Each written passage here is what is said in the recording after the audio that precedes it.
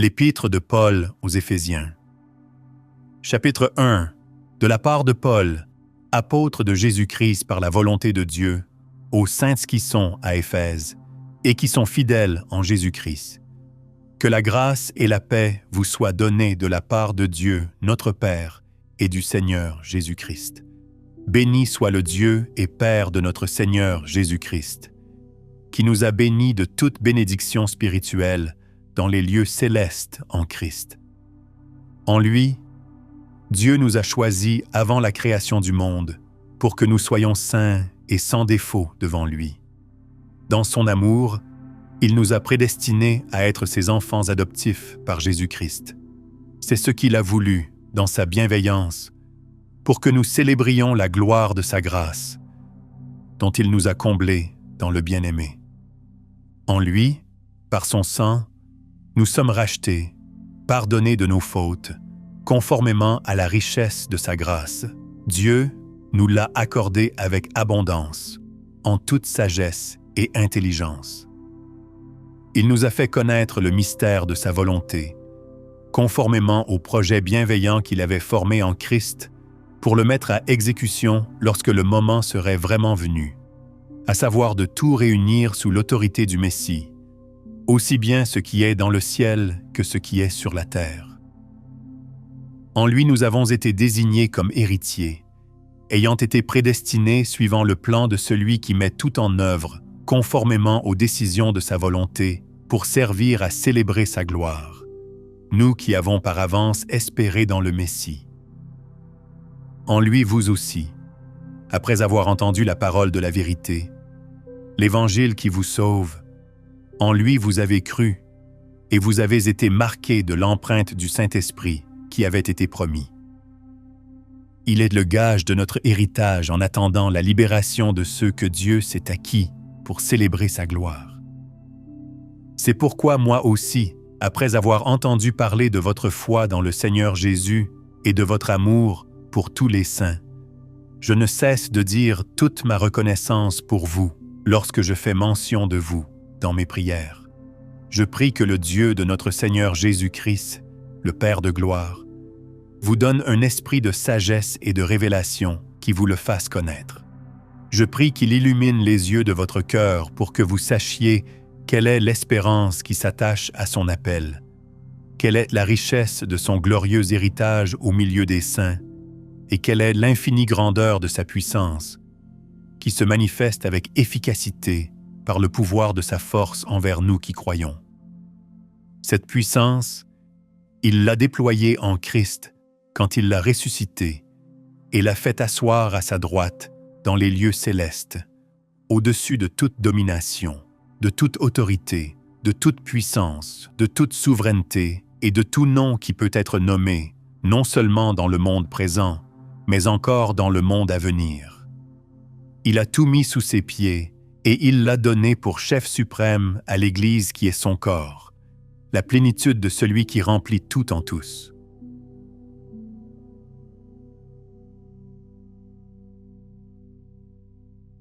Chapitre 2. Quant à vous, vous étiez morts à cause de vos fautes et de vos péchés, que vous pratiquiez autrefois conformément à la façon de vivre de ce monde, conformément au prince de la puissance de l'air, de l'esprit qui est actuellement à l'œuvre parmi les hommes rebelles. Nous tous aussi, nous étions de leur nombre. Notre conduite était dictée par les désirs de notre nature propre, puisque nous accomplissions les volontés de la nature humaine et de nos pensées, et nous étions, par notre condition même, destinés à la colère, tout comme les autres. Mais Dieu est riche en compassion. À cause du grand amour dont il nous a aimés, nous qui étions morts en raison de nos fautes, il nous a rendus à la vie avec Christ. C'est par grâce que vous êtes sauvés. Il nous a ressuscités et fait asseoir avec lui dans les lieux célestes en Jésus-Christ. Il a fait cela afin de montrer dans les temps à venir l'infinie richesse de sa grâce par la bonté qu'il a manifestée envers nous en Jésus-Christ. En effet, c'est par la grâce que vous êtes sauvés, par le moyen de la foi. Et cela ne vient pas de vous, c'est le don de Dieu. Ce n'est pas par les œuvres, afin que personne ne puisse se vanter.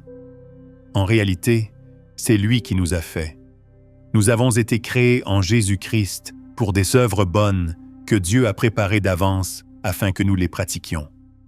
C'est pourquoi, souvenez-vous qu'autrefois, vous étiez identifiés comme non-juifs dans votre corps, appelés incirconcis par ceux qui se disent circoncis et qui le sont dans leur corps, par la main de l'homme.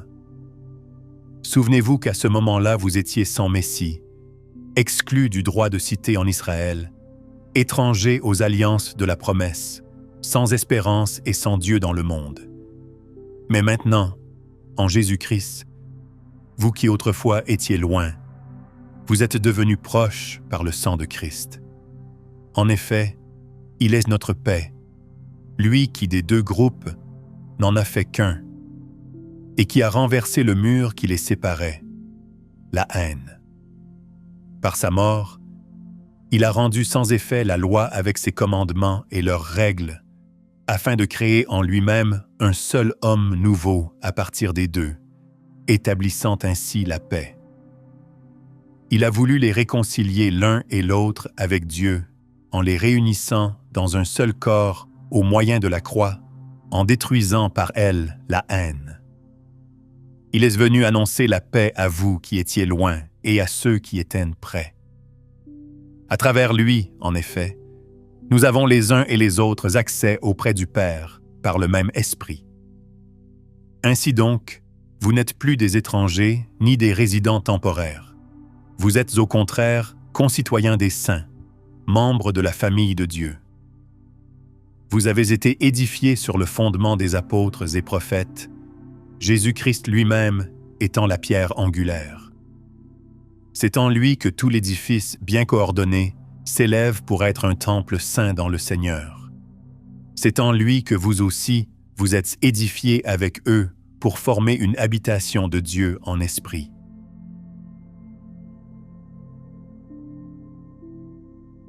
Chapitre 3. Moi, Paul, je suis le prisonnier de Jésus-Christ pour vous, les non-juifs. Si du moins vous avez appris comment je fais part de la grâce de Dieu qui m'a été confiée pour vous. C'est par révélation qu'il m'a fait connaître ce mystère tel que je l'ai déjà décrit en quelques mots. En les lisant, vous pouvez vous rendre compte de la compréhension que j'ai du mystère de Christ.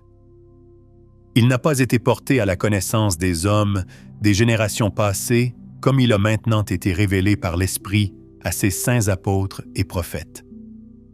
Ce mystère, c'est que les non-juifs sont cohéritiers des Juifs, qu'ils forment un corps avec eux et participent à la même promesse de Dieu en Jésus-Christ par l'Évangile. J'en suis devenu le serviteur conformément au don de la grâce de Dieu, qui m'a été accordé en raison de l'efficacité de sa puissance. Moi qui suis le plus petit de tous les saints, j'ai reçu la grâce d'annoncer parmi les non-juifs les richesses infinies de Christ et de mettre en lumière pour tous les hommes comment se réalise le mystère caché de toute éternité en Dieu, qui a tout créé par Jésus-Christ. Ainsi, les dominations et les autorités dans les lieux célestes connaissent maintenant par le moyen de l'Église la sagesse infiniment variée de Dieu, conformément au plan éternel qu'il a accompli en Jésus-Christ notre Seigneur. C'est en Christ, par la foi en lui, que nous avons la liberté de nous approcher de Dieu avec confiance. Aussi, je vous demande de ne pas perdre courage à cause des souffrances que j'endure pour vous. Elles sont votre gloire. Voilà pourquoi je plie les genoux devant le Père de notre Seigneur Jésus-Christ, de qui toute famille dans le ciel et sur la terre tient son nom. Je prie qu'il vous donne, conformément à la richesse de sa gloire, d'être puissamment fortifié par son esprit dans votre être intérieur, de sorte que le Christ habite dans votre cœur par la foi. Je prie que vous soyez enracinés et fondés dans l'amour, pour être capable de comprendre avec tous les saints quelle est la largeur, la longueur, la profondeur et la hauteur de l'amour de Christ, et de connaître cet amour qui surpasse toute connaissance, afin que vous soyez remplis de toute la plénitude de Dieu. À celui qui peut faire, par la puissance qui agit en nous, infiniment plus que tout ce que nous demandons ou pensons, à lui soit la gloire dans l'Église et en Jésus-Christ, pour toutes les générations, au siècle des siècles. Amen. Chapitre 4. Je vous encourage donc, moi, le prisonnier dans le Seigneur, à vous conduire d'une manière digne de l'appel que vous avez reçu. En toute humilité et douceur, avec patience, supportez-vous les uns les autres dans l'amour. Efforcez-vous de conserver l'unité de l'esprit par le lien de la paix. Il y a un seul corps et un seul esprit, de même que vous avez été appelés à une seule espérance par votre vocation. Il y a un seul Seigneur, une seule foi, un seul baptême, un seul Dieu et Père de tous. Il est au-dessus de tous, agit à travers tous et habite en nous tous. Tous. Cependant, à chacun de nous, la grâce a été donnée à la mesure du don de Christ. C'est pourquoi il est dit « Il est monté sur les hauteurs, il a emmené des prisonniers et il a fait des dons aux hommes. » Or, que signifie « Il est monté » sinon qu'il est aussi d'abord descendu dans les régions les plus basses de la terre. Celui qui est descendu, c'est celui qui est monté au-dessus de tous les cieux afin de remplir tout l'univers. C'est lui qui a donné les uns comme apôtres, les autres comme prophètes, les autres comme évangélistes, les autres comme bergers et enseignants. Il l'a fait pour former les saints aux tâches du service en vue de l'édification du corps de Christ, jusqu'à ce que nous parvenions tous à l'unité de la foi et de la connaissance du Fils de Dieu, à la maturité de l'adulte, à la mesure de la stature parfaite de Christ. Ainsi, nous ne serons plus de petits enfants, ballottés et emportés par tout vent de doctrine, par la ruse des hommes et leur habileté dans les manœuvres d'égarement. Mais en disant la vérité dans l'amour, nous grandirons à tout point de vue vers celui qui est la tête, Christ. C'est de lui que le corps tout entier, bien coordonné et solidement uni grâce aux articulations dont il est muni, tire sa croissance en fonction de l'activité qui convient à chacune de ses parties et s'édifie lui-même dans l'amour. Voici donc ce que je dis et ce que j'affirme dans le Seigneur. Vous ne devez plus vous conduire comme les non-croyants, qui se laissent guider par la sottise de leurs pensées. Ils ont l'intelligence obscurcie. Ils sont étrangers à la vie de Dieu à cause de l'ignorance qui est en eux, à cause de l'endurcissement de leur cœur. Ils ont perdu tout sens moral et se sont livrés à la débauche pour commettre avec avidité toutes sortes d'impuretés. Mais vous, ce n'est pas ainsi que vous avez appris à connaître Christ, si du moins c'est lui que vous avez écouté, et si c'est en lui que vous avez été enseigné conformément à la vérité qui est en Jésus. On vous a enseigné à vous débarrasser du vieil homme qui correspond à votre ancienne manière de vivre et se détruit sous l'effet de ses désirs trompeurs, à vous laisser renouveler par l'esprit dans votre intelligence et à vous revêtir de l'homme nouveau, créé selon Dieu dans la justice et la sainteté que produit la vérité. C'est pourquoi, vous débarrassant du mensonge, dites chacun la vérité à votre prochain, car nous sommes membres les uns des autres. Si vous vous mettez en colère, ne péchez pas. Que le soleil ne se couche pas sur votre colère, et ne laissez aucune place au diable. Que celui qui volait cesse de voler. Qu'il se donne plutôt la peine de travailler honnêtement de ses propres mains pour avoir de quoi donner à celui qui est dans le besoin. Qu'aucune parole malsaine ne sorte de votre bouche, mais seulement de bonnes paroles qui, en fonction des besoins, servent à l'édification et transmettent une grâce à ceux qui les entendent. N'attristez pas le Saint-Esprit de Dieu, par lequel vous avez été marqués d'une empreinte pour le jour de la libération. Que toute amertume, toute fureur, toute colère, tout éclat de voix, toute calomnie et toute forme de méchanceté disparaissent du milieu de vous. Soyez bons et pleins de compassion les uns envers les autres. Pardonnez-vous réciproquement comme Dieu nous a pardonnés en Christ.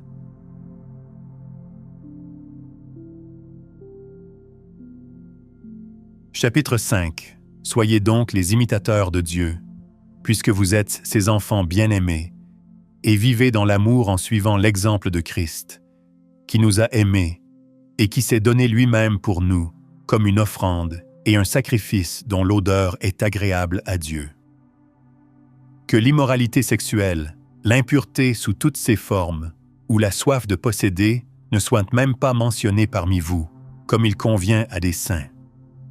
Qu'on n'entende pas de paroles grossières, de propos stupides ou équivoques, c'est inconvenant, mais plutôt des paroles de reconnaissance.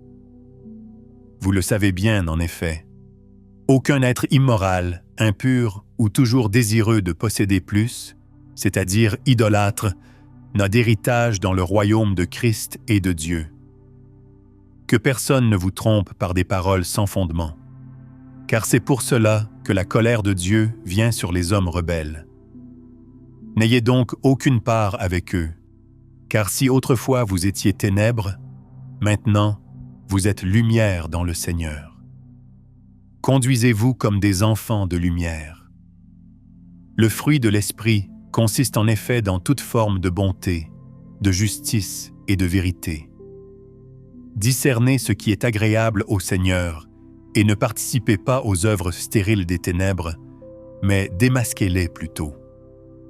En effet, ce que ces hommes font en secret, il est même honteux d'en parler.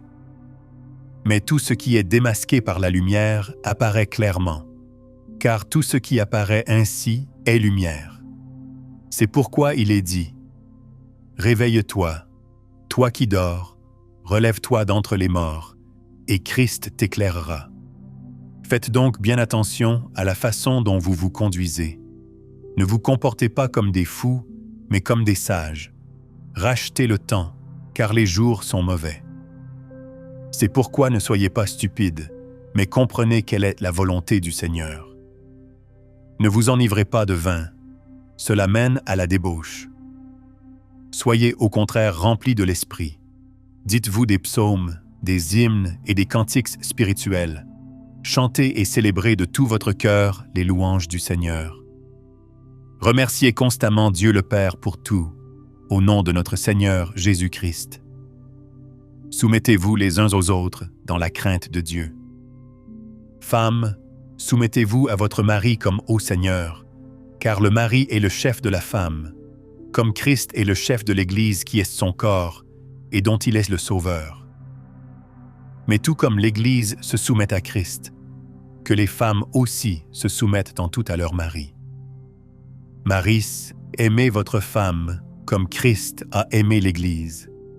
Il s'est donné lui-même pour elle, afin de la conduire à la sainteté après l'avoir purifiée et lavée par l'eau de la parole, pour faire paraître devant lui cette Église glorieuse, sans tache, ni ride, ni rien de semblable, mais sainte et irréprochable. C'est ainsi que les maris doivent aimer leur femme comme leur propre corps. Celui qui aime sa femme s'aime lui-même. En effet, jamais personne n'a détesté son propre corps. Au contraire, il le nourrit et en prend soin, tout comme le Seigneur le fait pour l'Église, parce que nous sommes les membres de son corps, formés de sa chair et de ses os. C'est pourquoi l'homme quittera son père et sa mère, s'attachera à sa femme, et les deux ne feront qu'un. Ce mystère est grand, et je dis cela par rapport à Christ et à l'Église. Du reste, que chacun de vous aime sa femme comme lui-même, et que la femme respecte son mari. Chapitre 6. Enfants, obéissez à vos parents dans le Seigneur, car cela est juste. Honore ton père et ta mère, c'est le premier commandement accompagné d'une promesse, afin que tu sois heureux et que tu vives longtemps sur la terre. Quant à vous, pères, n'irritez pas vos enfants, mais élevez-les en leur donnant une éducation et des avertissements qui viennent du Seigneur. Esclaves, obéissez à vos maîtres terrestres avec crainte et profond respect, avec sincérité de cœur, comme à Christ. Ne le faites pas seulement sous leurs yeux, comme le feraient des êtres désireux de plaire aux hommes, mais obéissez comme des serviteurs de Christ qui font de tout leur cœur la volonté de Dieu. Servez-les avec bonne volonté, comme si vous serviez le Seigneur et non des hommes, sachant que chacun, esclave ou homme libre, recevra du Seigneur le bien qu'il aura lui-même fait. Quant à vous, maîtres, agissez de même envers eux et abstenez-vous de menaces, sachant que leur maître et le vôtre est dans le ciel et que devant lui il n'y a pas de favoritisme. Enfin, mes frères et sœurs, fortifiez-vous dans le Seigneur et dans sa force toute puissante. Revêtez-vous de toutes les armes de Dieu afin de pouvoir tenir ferme contre les manœuvres du diable. En effet, ce n'est pas contre l'homme que nous avons à lutter, mais contre les puissances, contre les autorités, contre les souverains de ce monde de ténèbres, contre les esprits du mal dans les lieux célestes. C'est pourquoi prenez toutes les armes de Dieu, afin de pouvoir résister dans le jour mauvais et tenir ferme après avoir tout surmonté. Tenez donc ferme. Ayez autour de votre taille la vérité en guise de ceinture. Enfilez la cuirasse de la justice. Mettez comme chaussures à vos pieds le zèle pour annoncer l'évangile de paix. Prenez en toutes circonstances le bouclier de la foi, avec lequel vous pourrez éteindre toutes les flèches enflammées du mal.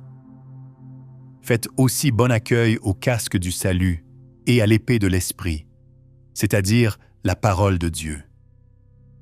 Faites en tout temps par l'esprit toutes sortes de prières et de supplications. Veillez à cela avec une entière persévérance et en priant pour tous les saints. Priez pour moi afin que, lorsque j'ouvre la bouche, la parole me soit donnée pour faire connaître avec assurance le mystère de l'Évangile. C'est pour lui que je suis ambassadeur dans les chaînes. Priez que j'en parle avec assurance comme je dois le faire, afin que vous connaissiez vous aussi quelle est ma situation et ce que je fais. Tychik, le frère bien-aimé qui est un fidèle serviteur dans le Seigneur, vous informera de tout. Je l'envoie exprès vers vous, pour que vous ayez de nos nouvelles et pour qu'il réconforte votre cœur. Que la paix et l'amour avec la foi soient donnés aux frères et sœurs de la part de Dieu, le Père, et du Seigneur Jésus-Christ. Que la grâce soit avec tous ceux qui aiment notre Seigneur Jésus-Christ d'un amour que rien ne peut corrompre. Vous avez entendu l'épître aux Éphésiens. Cette lettre est un sommet spirituel, un chant d'adoration qui dévoile les trésors cachés en Christ et l'identité nouvelle de ceux qui croient. L'apôtre Paul l'a écrite depuis sa prison à Rome, environ 30 ans après la résurrection de Jésus. Mais malgré les chaînes qui enserraient son corps, son esprit était libre, élevé vers les réalités célestes. Cette lettre n'est pas un cri de détresse, mais une proclamation de victoire, de grâce et d'unité. Paul s'adresse à des croyants de la ville d'Éphèse, un centre religieux et culturel important de l'Asie mineure, connu pour son temple dédié à Artémis. Dans ce contexte rempli de superstitions, de philosophies humaines et de pratiques occultes, il proclame que Christ est au-dessus de tout, au-dessus des dominations, des autorités, des puissances visibles et invisibles. Jésus est non seulement le Sauveur du monde, mais le chef suprême de l'univers et de l'Église. Dès les premiers versets, Paul plonge son lecteur dans la louange. Il bénit Dieu pour toutes les bénédictions spirituelles accordées en Jésus. Ces bénédictions ne sont pas matérielles ou passagères, mais éternelles. élection, adoption, rédemption, pardon, révélation, héritage et sceau du Saint-Esprit. Ces mots révèlent que le salut est une œuvre complète, pensée depuis l'éternité par le Père, accomplie dans le Fils et appliquée dans nos vies par l'Esprit. La lettre aux Éphésiens insiste sur l'identité nouvelle du croyant. Celui qui était mort dans ses fautes, séparé de Dieu, devient vivant avec Christ. Ce n'est pas par ses efforts ou ses mérites qu'il est sauvé, mais par grâce, par un don gratuit. C'est par la grâce que vous êtes sauvés, par le moyen de la foi. Et cela ne vient pas de vous, c'est le don de Dieu. Ce verset résume la beauté de l'Évangile. La foi est le canal, mais la grâce en est la source. Paul rappelle aussi que cette grâce ne concerne pas seulement les individus, mais elle crée une nouvelle humanité. Juifs et non-juifs, autrefois séparés par la loi, la culture et les traditions, sont maintenant réconciliés en Jésus. Le mur de séparation a été abattu. À la croix, Dieu a fait la paix. En Christ, il ne reste plus de barrières ethniques, sociales ou religieuses. Il y a une seule Église, un seul corps, un seul esprit, un seul Seigneur, une seule foi, un seul baptême, un seul Dieu et Père. Cette unité est plus qu'un principe théologique. Elle est une réalité à vivre. Paul exhorte les croyants à marcher d'une manière digne de leur appel, avec humilité, douceur, patience, supportant les uns les autres avec amour. Il reconnaît la diversité des dons dans l'Église, mais insiste sur leur but commun, l'édification du corps de Christ. Les apôtres, prophètes, évangélistes, pasteurs et enseignants ne sont pas des titres honorifiques, mais des ministères donnés pour équiper les saints à leur service. Paul parle aussi d'une maturité spirituelle à atteindre. Il appelle les croyants à ne plus être des enfants ballottés par toutes sortes de doctrines, mais à grandir en Christ, à marcher dans la vérité avec amour. Cette croissance passe par le renouvellement de l'intelligence, le rejet de l'ancien mode de vie et la mise en pratique de la sainteté. Le croyant doit renoncer aux mensonges, à la colère, aux paroles corrompues, à l'amertume, à l'impureté, à l'avidité.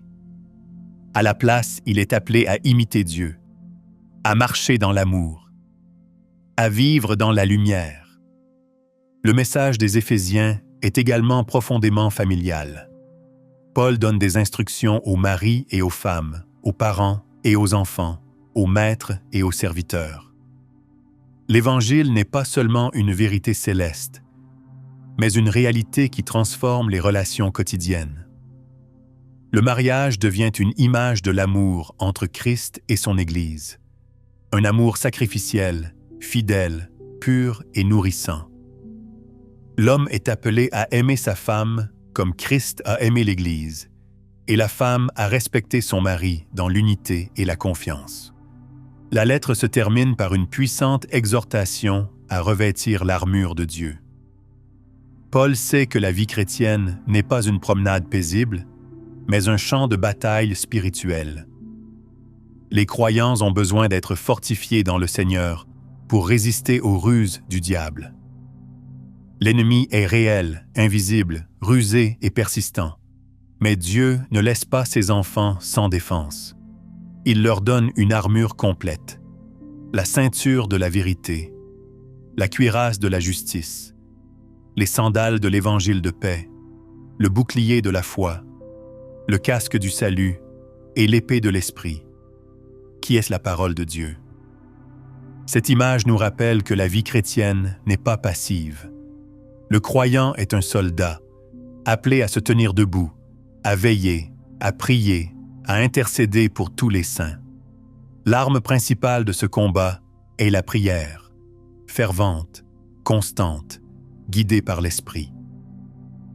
Paul lui-même, en prison, demande la prière non pour sa libération, mais pour la hardiesse de proclamer l'Évangile. Cela montre son cœur entièrement dédié à la mission de Dieu, quelles que soient les circonstances. L'Épître aux Éphésiens ne se contente pas de présenter une vision théologique élevée. Elle appelle aussi à une transformation radicale du cœur et du comportement. Paul, emprisonné, écrit avec une perspective éternelle. Il voit l'Église non comme une simple institution humaine, mais comme le chef-d'œuvre de Dieu, son ouvrage préparé d'avance pour de bonnes œuvres. Il nous rappelle que l'existence chrétienne ne commence pas par nos efforts, mais par notre position en Christ. En lui. Cette expression revient encore et encore dans la lettre. Elle signifie que tout ce que nous avons de vrai, de bon, de spirituellement vivant, se trouve uniquement dans notre union avec Jésus. Cette union n'est pas une idée abstraite, mais une réalité concrète. Par la foi, le croyant est assis avec Christ dans les lieux célestes, revêtu de sa justice, héritier de ses promesses. Cela change tout. Ce changement intérieur produit un changement extérieur. Paul montre que le salut ne se résume pas à une expérience personnelle ou à un pardon ponctuel. Il s'agit d'une vie nouvelle, appelée à manifester le caractère de Dieu. Le croyant est invité à revêtir l'homme nouveau, créé selon Dieu dans une justice et une sainteté que produit la vérité. Il ne s'agit pas de masquer nos faiblesses, mais de les soumettre à l'esprit afin qu'il nous transforme de l'intérieur. Le passage de l'ombre à la lumière est un thème fort de la lettre. Paul écrit « Autrefois, vous étiez ténèbres, mais maintenant vous êtes lumière dans le Seigneur. » Ce contraste n'est pas simplement moral, mais existentiel. Vivre dans les ténèbres, c'est vivre sans direction, sans paix, sans but. Vivre dans la lumière, c'est marcher avec Dieu, porter du fruit, voir clairement. Et ce fruit est visible. Bonté, justice, vérité. Le chrétien ne se cache pas, il brille. Dans cette lumière, le comportement change. Paul appelle les Éphésiens à ne plus se conformer aux pratiques païennes de leur culture. Immoralité sexuelle, cupidité, paroles grossières, insouciance. Il les appelle à la vigilance, à la sobriété, à la sagesse. Rachetez le temps, car les jours sont mauvais. Cette exhortation résonne fortement dans notre époque agitée, où les distractions abondent et où la superficialité menace la foi profonde. Marcher avec Christ, selon Paul, c'est aussi apprendre à vivre dans la louange. Il encourage les croyants à se parler par des psaumes, des hymnes et des cantiques spirituels, chantant et psalmodiant de tout leur cœur pour le Seigneur. La gratitude devient un style de vie. Remercier Dieu en toutes choses est une preuve de maturité spirituelle, car cela démontre une confiance que même les épreuves ont un but en lui. Puis Paul aborde le domaine des relations familiales et sociales, preuve que la spiritualité ne s'arrête pas au culte ou à la prière, mais touche le quotidien. Il enseigne un modèle d'équilibre, d'amour et de respect. Dans le mariage, il ne propose pas une lutte de pouvoir, mais une danse sacrée où chacun honore Dieu en aimant l'autre comme Christ l'a fait. Le mari se sacrifie, la femme se confie. Ce modèle va à l'encontre de l'individualisme et de la domination. Il propose l'harmonie. Paul parle aussi aux enfants, leur demandant d'obéir à leurs parents dans le Seigneur, car cela est juste et porteur de promesses. Et aux parents, il rappelle de ne pas irriter leurs enfants, mais de les élever dans la discipline et les conseils de Dieu. Ce double rappel démontre que chaque membre de la famille a un rôle dans l'édification spirituelle de l'autre. Même les relations économiques sont abordées. Maîtres et serviteurs, dans le contexte de l'époque, doivent se traiter mutuellement avec dignité, justice et conscience que tous ont un maître au ciel. Dans un monde de hiérarchie rigide, Paul propose une révolution. Chaque être humain a une valeur égale devant Dieu, et chacun rendra compte à lui. La puissance de cette lettre est qu'elle relie les hauteurs du ciel aux réalités de la terre. Les vérités éternelles ne sont pas réservées aux mystiques, mais offertes à chaque croyant pour être vécues dans la chair et le sang de la vie quotidienne. C'est cela, l'Évangile incarné, une vie habitée par Dieu dans le bureau, à la maison, dans la rue. Enfin, Paul revient à la réalité du combat spirituel. Il ne parle pas ici d'une métaphore, mais d'un conflit réel, invisible, contre des forces mauvaises dans les lieux célestes. Il nous exhorte à revêtir toute l'armure de Dieu, pas seulement des fragments. Il ne s'agit pas de résister avec nos forces, mais avec celles que Dieu fournit. Chaque pièce de l'armure est essentielle. La vérité, comme ceinture, garde la cohérence. La justice, comme cuirasse, protège le cœur. La paix, comme sandale, rend stable et prête à aller. La foi, comme bouclier, éteint les flèches brûlantes du doute, de la peur, des accusations.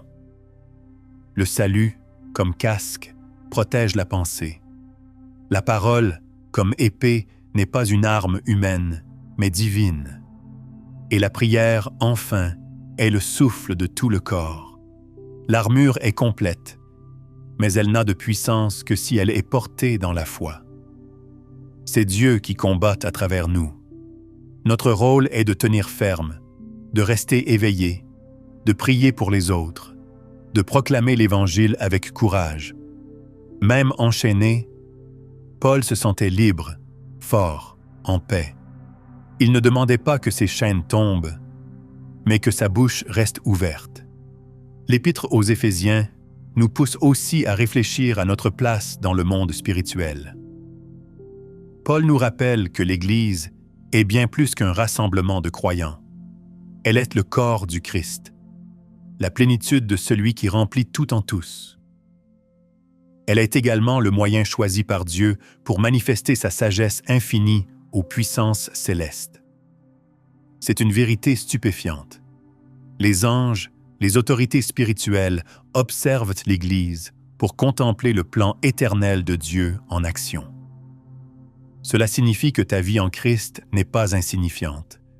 Ton pardon, ta fidélité, ton amour, ta patience, ton unité avec les autres croyants, tout cela crie dans les lieux célestes que Dieu est glorieux, fidèle et vrai.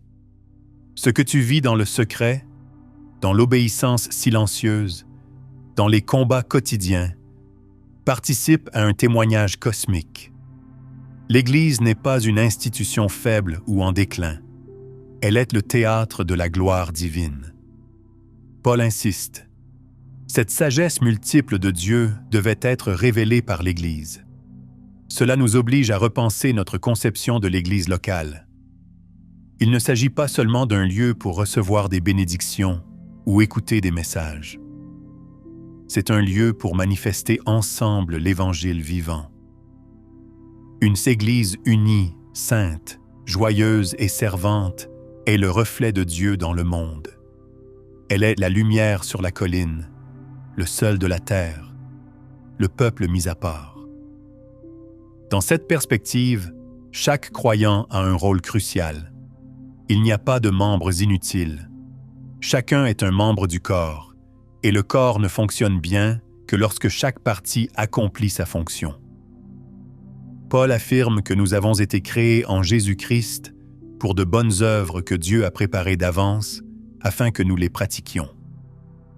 Cela signifie que ta vie a une mission. Ton existence a du poids, du sens, une orientation divine. Tu es appelé à servir, à aimer, à construire, à intercéder, à enseigner, à guérir, à encourager. Ce service n'est pas réservé à quelques leaders, mais à tous les saints. C'est pourquoi Paul parle du ministère des apôtres, prophètes, évangélistes, pasteurs et enseignants. non pour faire tout le travail, mais pour équiper les croyants à leur ministère. L'Église ne grandit pas seulement quand elle est bien enseignée, mais quand chaque membre entre dans son appel. Cette vision brise les modèles de consommation spirituelle. Elle nous invite à être participants, non spectateurs. L'Église devient une armée, un édifice, une famille, un temple vivant.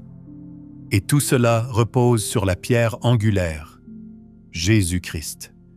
C'est en lui que tout l'édifice tient ensemble, et c'est par lui que nous avons accès au Père, dans un même esprit. Paul souligne aussi que cette vie nouvelle en Christ doit s'enraciner dans l'amour. Dans sa prière au chapitre 3, il demande que les croyants soient enracinés et fondés dans l'amour, capables de saisir avec tous les saints quelle est la largeur, la longueur, la profondeur et la hauteur, et de connaître l'amour du Christ qui surpasse toute connaissance. C'est là un sommet spirituel. Paul ne prie pas pour que les croyants aient plus de richesse, de confort ou de sécurité. Il prie pour qu'ils expérimentent l'amour de Dieu à un niveau qui transforme tout. Cet amour n'est pas théorique.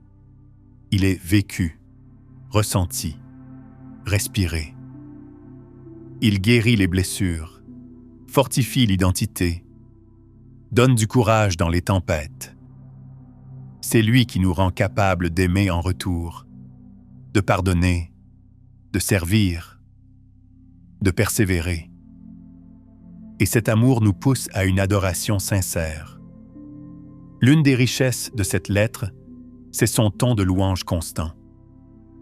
Même au milieu des exhortations, Paul ne cesse de glorifier Dieu. Il le bénit pour sa grâce, célèbre sa sagesse, s'émerveille de sa puissance. Ce style n'est pas décoratif. Il reflète une vie centrée sur Dieu. Le chrétien n'est pas animé par le devoir, mais par la gratitude. La grâce devient ainsi le moteur de la transformation. Paul rappelle que nous avons été sauvés par elle, que nous sommes appelés à vivre selon elle, et que nous devons la refléter dans nos relations.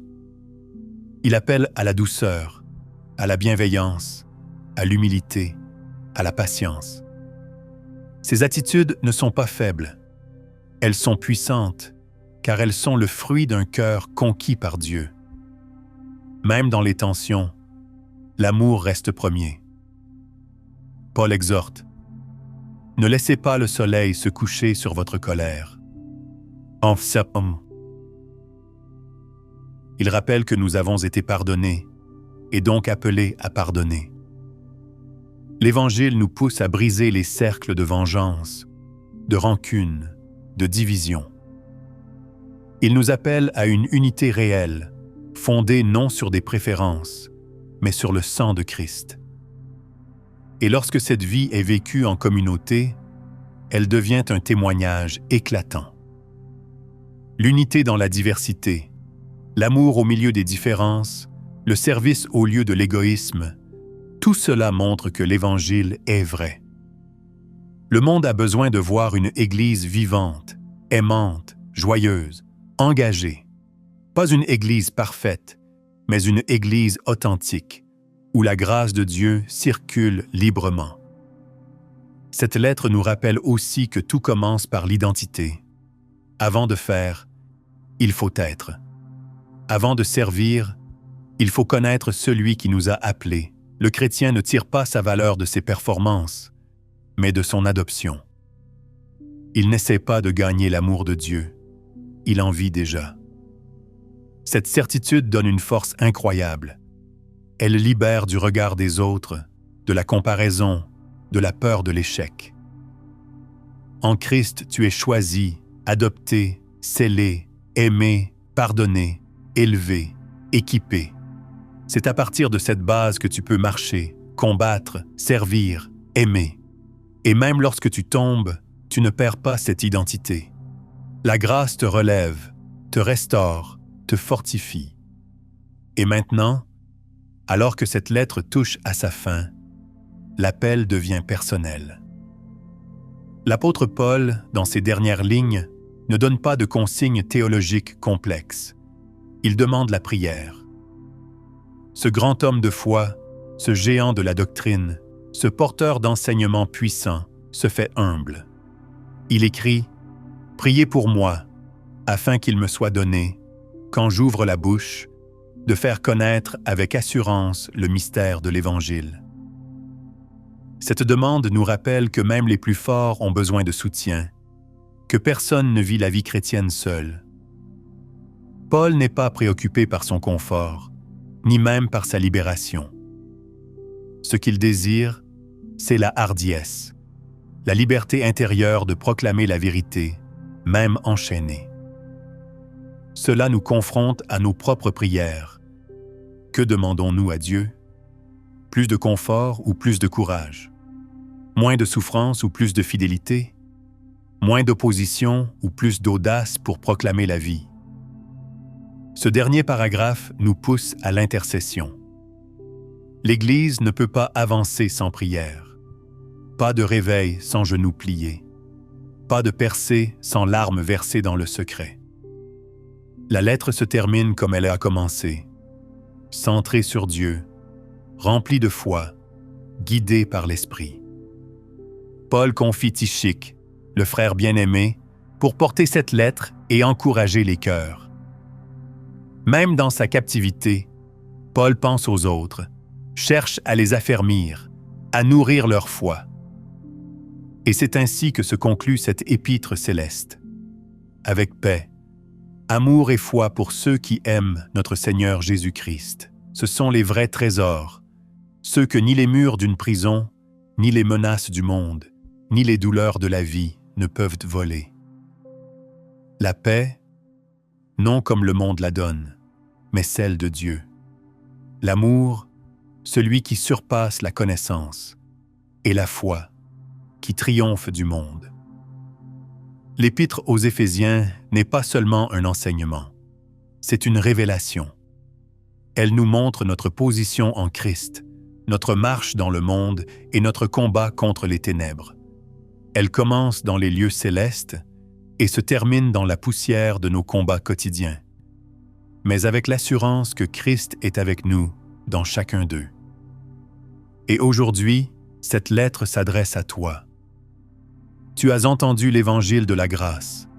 Tu as découvert les richesses de ton identité en Christ. Tu as entendu l'appel à l'unité, à la pureté, à l'amour, à la maturité, à la prière. Tu as vu la gloire de Dieu se refléter dans le plan éternel qu'il a pour toi, pour l'Église, pour le monde. Mais ce message appelle une réponse. Ce n'est pas un discours à admirer de loin, mais une voie à suivre de près. Dieu t'invite à entrer pleinement dans cette vie en Christ. Cela commence par la repentance. Reconnaître que sans lui, tu es mort, sans force, sans direction. Cela continue par la foi. Croire que Jésus est mort pour toi, qu'il a été ressuscité, qu'il t'offre un pardon total. Et cela se manifeste dans le baptême, une mort à ton ancienne vie, une résurrection avec Christ. Le baptême n'est pas un symbole vide, mais une réalité spirituelle profonde. C'est une alliance visible entre toi et ton Sauveur. C'est le témoignage que tu n'appartiens plus aux ténèbres, mais à la lumière. C'est ton armure enfilée, ton drapeau levé, ton engagement déclaré. Puis vient la marche. Pas à pas, jour après jour, dans la vérité, la justice, la paix, la foi, le salut, la parole et la prière. La grâce ne te demande pas la perfection, mais la persévérance. Elle ne t'invite pas à briller sans tache, mais à tenir ferme, même au milieu des tempêtes. Elle te donne la force de te relever après chaque chute, de recommencer avec foi. Si tu as déjà commencé ce chemin, cette lettre est un appel à aller plus loin, à vivre vraiment ce que tu crois, à ne pas te contenter d'un christianisme superficiel, mais à plonger dans les profondeurs de la communion avec Dieu.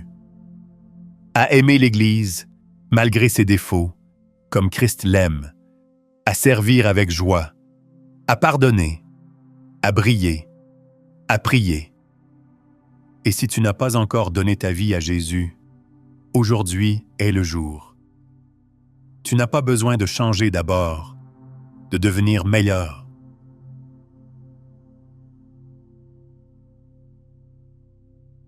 Pour être accepté. Il t'aime maintenant, tel que tu es. Il a tout accompli. Il attend seulement ta réponse. Ouvre ton cœur. Dis-lui que tu crois. Dis-lui que tu veux marcher avec lui. Dis-lui que tu lui donnes ta vie. Et il la transformera. Enfin, ce message n'est pas seulement pour toi. Il est pour le monde. Il est pour ceux qui marchent dans l'ombre, qui vivent sans espoir, qui portent des blessures invisibles. Tu peux être la voix, la lumière, la main qui apporte la bonne nouvelle. Ne garde pas cette parole pour toi. Elle a le pouvoir de libérer, de restaurer, de sauver. Vous avez entendu la lettre aux Éphésiens. Elle est un trésor pour l'âme, une boussole pour le cœur, un feu pour la foi. Reçois-la avec foi. Repens-toi. Confesse tes péchés. Sois baptisé. Marche avec Christ. Et surtout, partage cette parole. Car l'Église n'est pas complète sans toi, et le monde attend encore de voir la gloire de Dieu briller à travers ceux qui croient.